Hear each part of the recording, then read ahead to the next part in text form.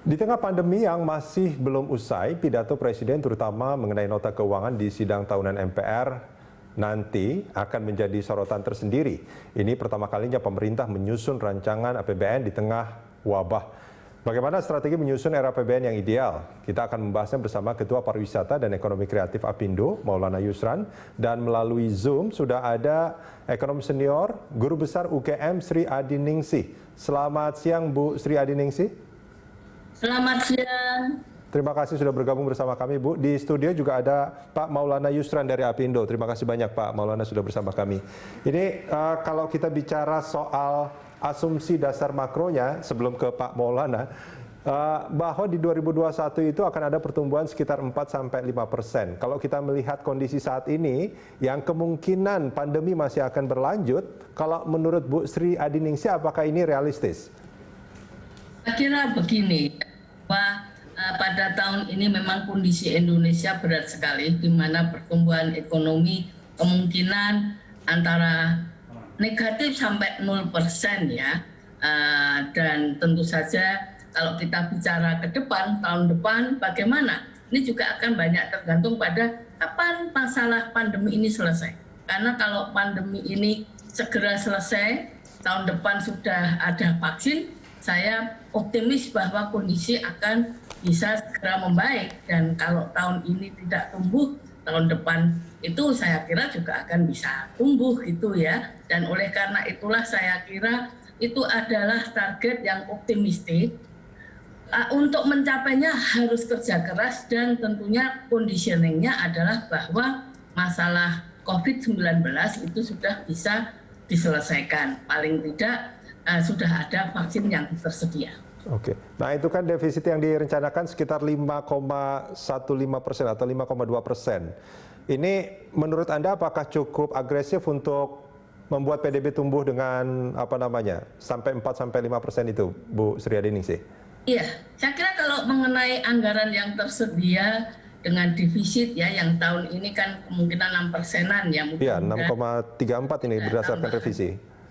Iya, ya 6%-an, tahun depan masih 5%-an. Saya kira itu membuat pemerintah fiskal memiliki cukup amunisi untuk bisa melakukan berbagai manuver untuk katakanlah seperti menggerakkan ekonomi, baik itu untuk pertama tentunya safety net, juga mengatasi masalah pandemi, juga untuk support kepada dunia usaha, UMKM, masyarakat.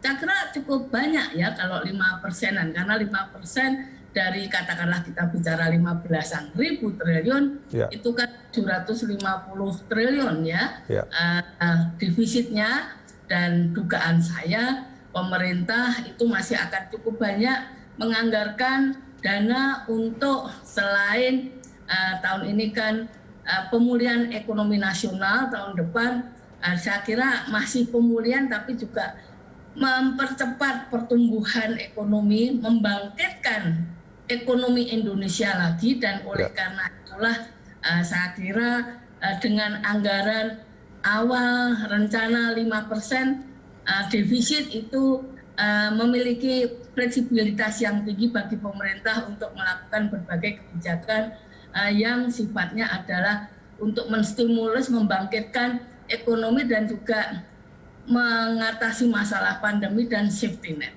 Artinya lebih fleksibel bagi pemerintah ya Bu ya, dengan defisit sebesar itu ya?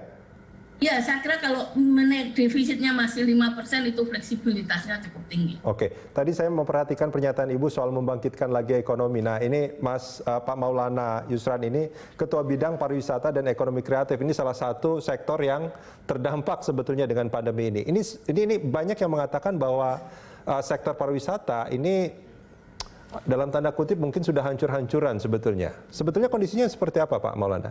Ya, pariwisata itu kan pada prinsipnya adalah sangat mengandalkan yang namanya pergerakan. Ya, dan itu sebetulnya yang harus dibatasi di masa pandemi kan? Yes, betul. Nah, itu yang jadi problem utamanya kan di situ. Begitu dia dibatasi, tentu bisnisnya pasti akan stop. otomatis itu. Nah itu yang dikatakan hancur itu ya di situ. Nah proses pergerakan ini dibatasi itu kan 3 bulan lebih, ada yang sampai 4 bulan bahkan pada saat itu. Nah itu yang bikin kondisi di pariwisata itu, khususnya kalau di hotel dan restoran itu juga cukup pelik ya ininya dampaknya. Karena yang namanya hotel atau restoran itu walaupun dia berhenti tapi utilities cost-nya dan gajinya tetap harus berjalan. Oke. Tetap berjalan. Jadi tidak bisa dipungkirin. Nah, itulah kondisi itu saat ini. Nah, kemudian begitu dia terjadi pelonggaran untuk masa PSBB-nya, tidak serta-merta langsung menumbuhkan pasarnya. Karena begini, karena situasinya kan juga masalah pandemi COVID juga menjadi hal utamanya juga, masalah penyakitnya itu sendiri. Jadi confidence masyarakat untuk traveling itu menjadi hal utama juga. Artinya masyarakat masih belum yakin untuk melakukan traveling. Betul. Nah itu nomor satu. Karena paling utamanya adalah itu. Kemudian berikutnya keyakinan mereka ini yang mesti juga harus ditanamkan mulai dari mereka travelingnya dengan transportasinya, kemudian dari sektor akomodasinya dan seterusnya termasuk destinasinya. Oke. Gitu. Nah, itu kan sebetulnya gambaran secara umum. Sebetulnya kalau contoh konkret misalkan, apa sih sebetulnya yang terjadi sekarang? Apakah memang pengusaha di bidang pariwisata paling tidak saat ini memang sudah kolaps, banyak yang akhirnya pilot gitu, bangkrut, atau bagaimana? Atau sebetulnya masih ada yang banyak juga yang bertahan sebetulnya?